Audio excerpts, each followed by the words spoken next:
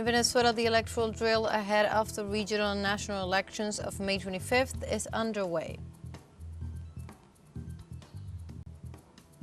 In Palestine, the Hamas resistance group denounced the militarization of humanitarian assistance in Gaza by the United States. And the Indian and Pakistani governments have reached a ceasefire deal after several weeks of serious military confrontations. Hello and welcome to From the South. My name is Belén de los Santos. I'm from the teleSUR studios in Havana, Cuba. We begin with the news.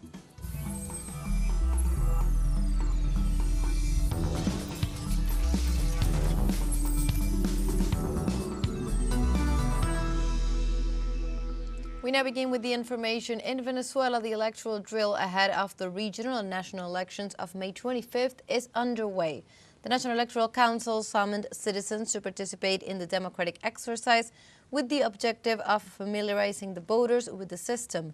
This drill will allow the testing of the voting machines, checking the effectiveness of the transmission media, and evaluating the technical operation and logistics of the procedure.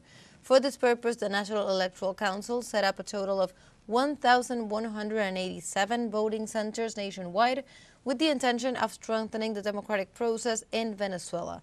Earlier on Saturday, its authorities confirmed that 100% of the stations had already opened.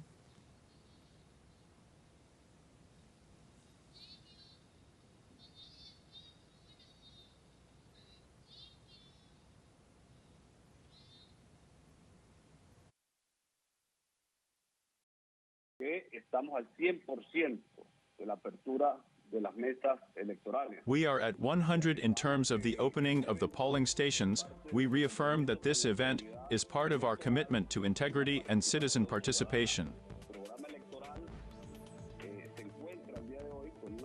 The electoral program that is today a celebration. Without a doubt, our electoral program is at 80 of execution.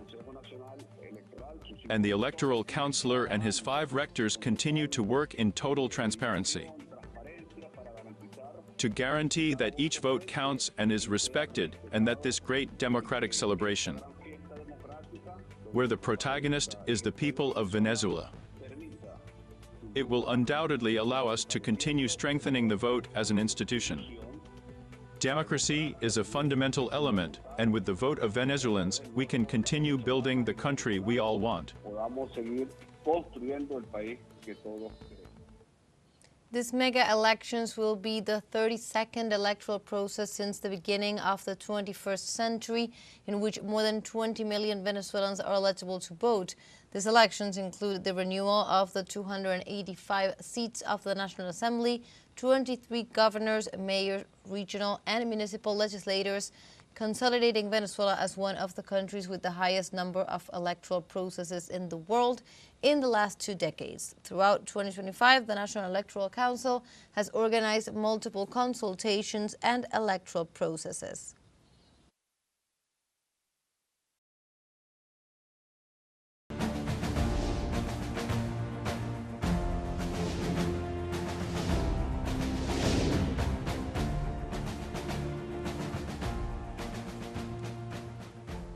And the president of Venezuela, Nicolás Maduro, honored the Soviet soldiers of the Second World War in the city of St. Petersburg, Russia.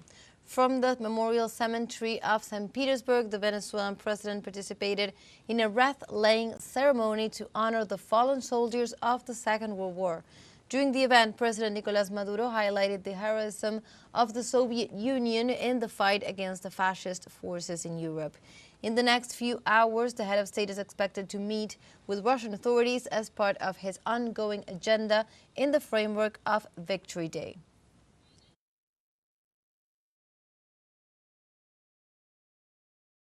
Russian President Vladimir Putin met with Vietnam Secretary General To Lam to strengthen diplomatic ties between 2 nations. During the meeting, Russian President Vladimir Putin expressed his gratitude to the Vietnamese General Secretary for participating in the celebration of the 80th anniversary of Victory Day in the Great Patriotic War. Putin also emphasized that Russia and Vietnam have a long-standing friendship which at this moment is successfully developing in all directions and receives regular support through diplomatic channels of communication. Tolam, for his part, noted that Victory Day was a triumph of a democratic, progressive, and peace-loving people, pointing out that this victory destroyed fascism, colonialism, and imperialism and brought prosperity to humanity.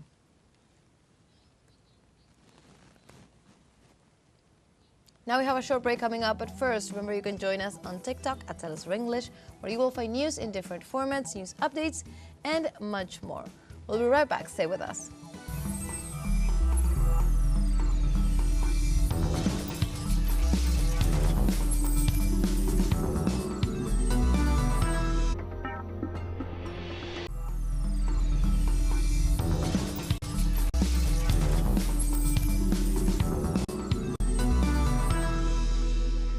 Welcome back to From the South. The Russian Saturobetneft state-owned oil corporation has been working side by side with the Cuban Cupet state-owned company since they signed a 25-year oil deal in 2011 for the breakthrough of production areas in northern Boca de Jaruco in Cuba. The Russian company, dedicated to exploring and operating oil fields, has contributed to quadruple the annual oil production of the site over the past 5 years. Nowadays, the aforementioned enterprise has invested some $108 million to drill 30 new wells in Boca de Jaruco. Moreover, experts advanced Cuban oil reserves were around 124 million barrels of proven crude oil. In this regard, they expected to find out more undiscovered offshore deposits in the North Cuba Basin. Therefore, professionals of the Boca de Jaruco joint venture harness cutting-edge technologies to pull out the crude oil.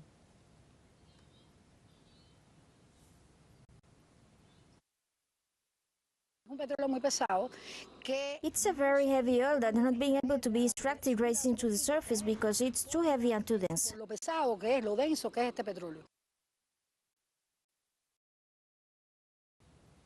Next Sunday, May 11th, Uruguayans return to the polls to elect the 19 governors and 136 mayors of the country. Let's learn about some relevant aspects of these local elections in the following report by our correspondent in Uruguay, Mateo Grilla. Just 2 months ago, Yemen Dorsey took office as the new president of Uruguay. With the echoes of that day still fresh in the air, Uruguayans returned to the polls this Sunday to elect governors and mayors. It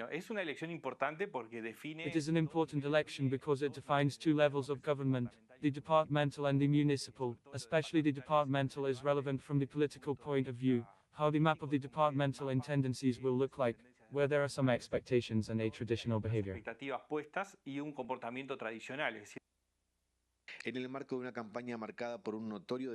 In the framework of a campaign marked by a notorious decrease in citizen participation, the candidates have toured departments, cities, towns, and streets trying to transmit a message that focuses on territorial management and cleanliness. In Montevideo, the opposition candidates who 2 months ago governed the country are demanding immediate solutions and are presenting themselves as the change. But in the capital, the ruling Broad Front has been winning uninterruptedly for 35 years and is sure to win again. Despite this, there are issues such as security, cleanliness, transportation, and mobility that concern citizens.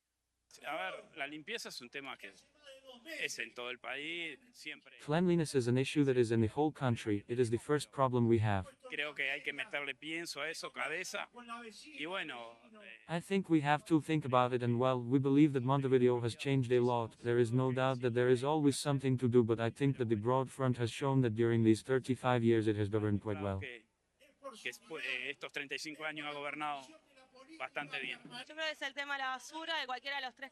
I believe that any of the three candidates offer very good proposals on the garbage issue, but there is also the issue of security, the issue of the streets. I believe that these are the three concerns, and all three raise very good issues in this regard.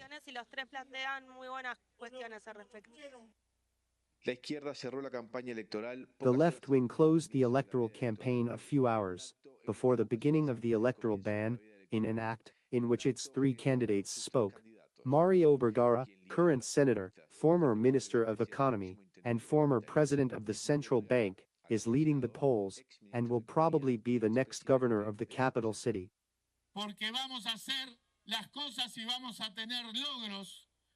We are going to do things and we are going to have achievements, we are going to have difficulties, but we are going to do it in a way that the Uruguayan people and the people of Montevideo chose 35 years ago, which is a way of ethics, transparency, accountability, of putting people at the center, of putting those who need it most as a priority.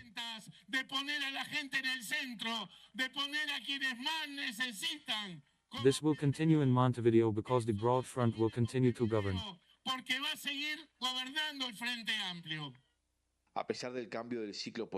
Despite the change in the political cycle at the national level, this does not translate mechanically to the departmental level, where the logic is different.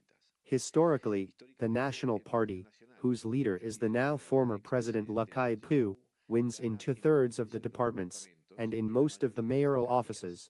If the left makes a good election, it could obtain, besides Montevideo and Canelones, which are the most populated and richest territories in the country, 1 or 2 more departments, but we will have to wait until Sunday night. Thus, the political map for the next 5 years will be shaped. Mateo Grille, teleSUR, Montevideo, Uruguay. In other news, South Korea's political parties are nominating their presidential candidates for June 3rd elections starting this Saturday.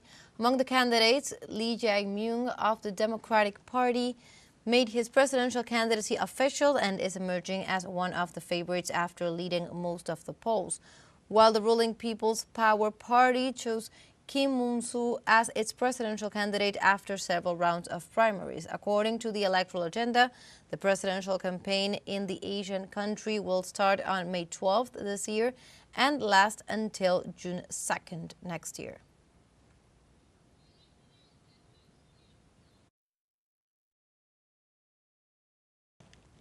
Since Donald Trump became president of the United States, 7 migrants have lost their lives in the custody of Immigration and Customs Informants, the ICE.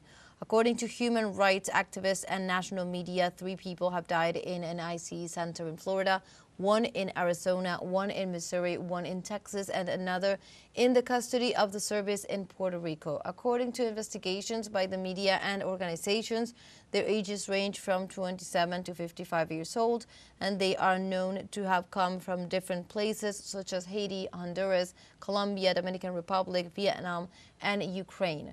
It is feared that the number could be higher due to the illegal nature of these procedures. At the same time, several migrants have been reported missing.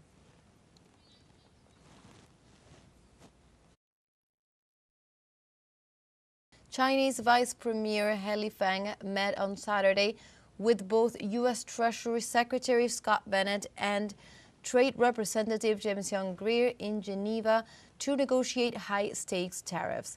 Both governments highlighted their will to de-escalate levies. However, U.S. President Donald Trump posted that an 80% tariff would be right, although he underscored Bennett and Greer would make the final decision. Meanwhile, Chinese authorities advanced they would decrease taxes if Washington responded in kind. Overall, the Trump administration imposed a 145 tariff on China. As a result, Xi Jinping government implemented 125 levies on the U.S. In this regard, experts foresaw as the best scenario that both sides agreed on de-escalating tariffs for the sake of global trade.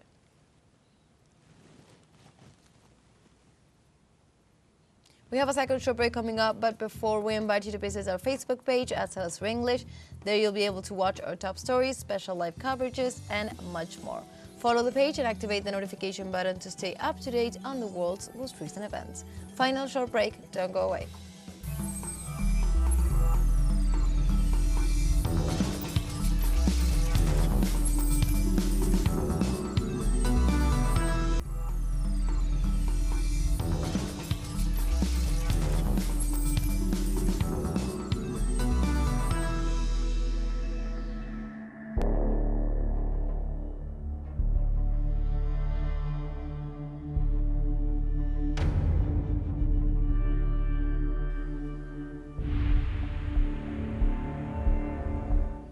Welcome back from the south. In Palestine, the Hamas resistance group denounced the militarization of humanitarian assistance in Gaza by the United States and called on the international community to intercede. Hamas denounced that the Zionist regime of Israel advanced in its illegal colonizing operations in taking tighter control over the territory together with the United States under the pretext of introducing humanitarian aid to the coastal enclave. According to reports, the U.S. companies will be in charge of entering and distributing humanitarian aid to Palestinian citizens, putting the security of the population at risk. In this sense, Hamas condemned Washington's participation in the Israeli plans of displacement and subjugation through a policy of famine.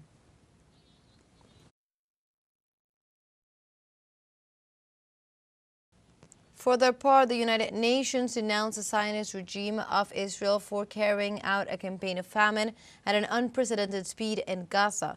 With the support of the United States in this regard, the organization emphasized that at least 2.3 million people are facing shortages of basic supplies for survival as a consequence of the expansionist and ethnic cleansing plans implemented by Israel in Palestine.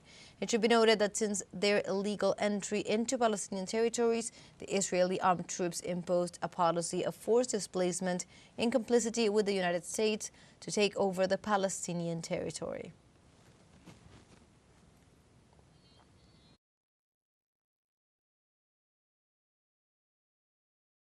And after several weeks of serious military confrontations, the Indian and Pakistani governments have reached a ceasefire deal thanks to the mediating role played by Saudi Arabia, Turkey, and the U.S.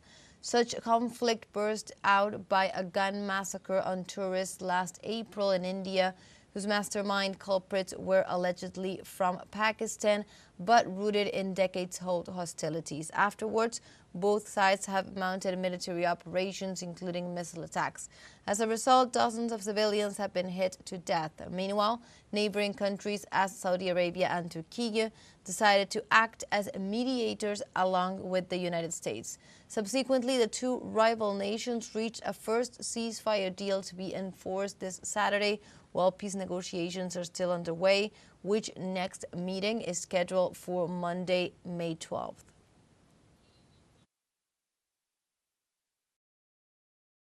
The Director General of Military Operations of Pakistan called the Director General of Military Operations of India at 15:35 hours earlier this afternoon.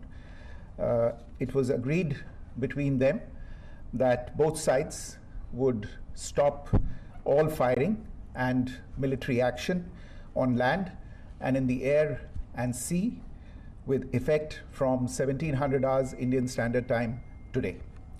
Instructions have been given on both sides to give effect to this understanding.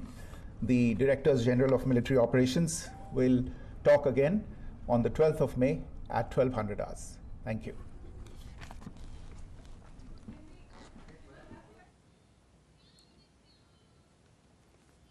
Earlier on Saturday, the two nuclear powers had reported intense bombings. India had attacked 3 air bases located in Nurkan, Rafiki, and Murid. Hours later, Pakistan attacked military targets and power plants, claiming that 70% of India were reporting power problems. This before the announcement of the ceasefire.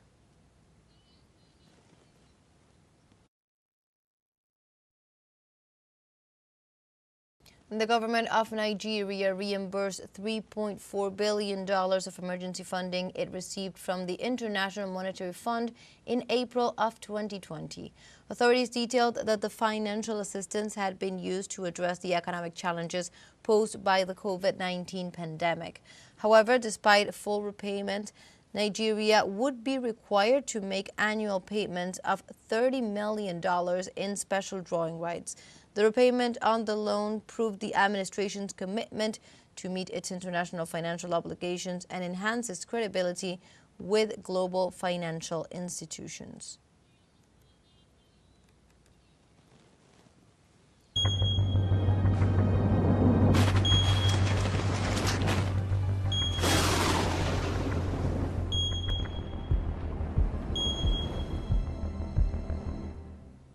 We now move on to other topics. In Spain, a fire at a factory producing chemical products for swimming pools has led to the evacuation of residents of 5 coastal towns in the provinces of Barcelona and Tarragona.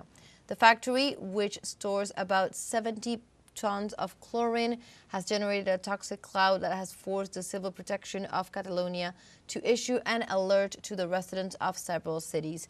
The authorities have advised citizens to stay indoors, close windows and doors, and avoid the use of air conditioning. The firefighters of the Generalitat have indicated that the fire is in the stabilization phase and have managed to limit its spread to other nearby warehouses.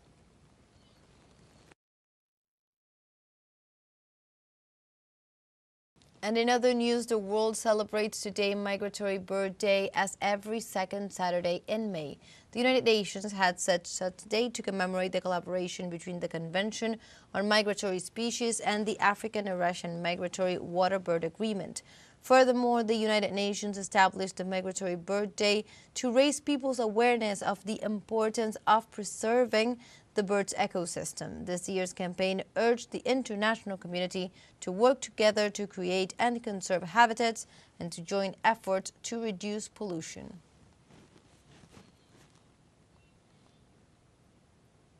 And like this, we have come to the end of this news brief. You can find these and many other stories on our website at telesurenglish.net. Also join us on social media. We are on Facebook, X, Instagram, Telegram, and TikTok as well. For Telesur English, my name is Belén de los Santos. Thank you for watching.